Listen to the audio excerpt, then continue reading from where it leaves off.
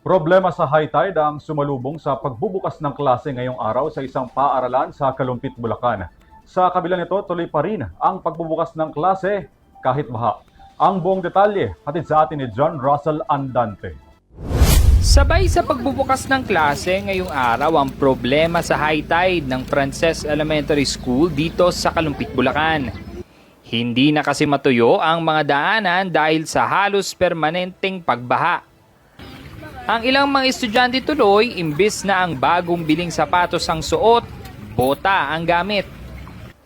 Ang iba naman, binibitbit na lang ang kanilang mga anak para makapasok sa kanilang classroom. Nakakabahala namang makita ang ilang mga estudyanteng nakatsinelas at lumulusong na lang sa baha. Si Jaybelin na grade 4 student nasaktuhang pang kaarawan ngayong araw. Kahit baha ang kanyang eskwelahan, excited pa rin naman siyang pumasok. Grade 4 tsaka grade 10 na po ako, ayan po. Kasi birthday ko na po. Okay, so ngayon po ba? Happy birthday! Ay, ano pakiramdam mo na first day ng pasok birthday mo? Okay lang po. Sabi ng kanyang nanay na si Sheila, hindi nila inaasahan ang taas ng bahang dadatnan nila ngayong unang araw ng eskwela.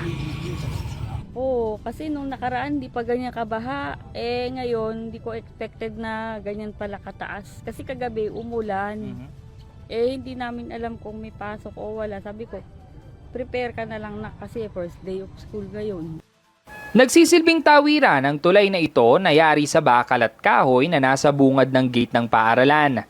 Ang lampas talampakang baha, inaasahan pang lalalim pagsapit ng high tide na magsisimula bago magtanghali. Ang sabi ng kanilang principal na si Ma'am Pauline, sanay na raw sila sa ganitong mga pagbaha. Kahit na ganitong sitwasyon, regular pa rin namang nakakapagklase ang mga bata.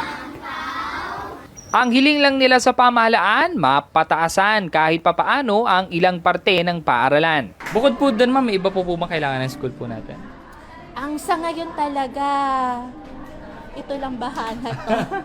Tumaas kami, mataas lang siguro yung ground namin. Kung tutuusin, halos maliit na porsyento lang ang mga classroom na lubog sa baha. May ilang classroom na ring nakatakda ng i-demolish dahil hindi na talaga mapakinabangan. Pero kung ang ibang mga paaralan ay namumroblema sa dami ng mga estudyanteng nagsisiksikan sa ilang classroom, iba naman ang sitwasyon dito.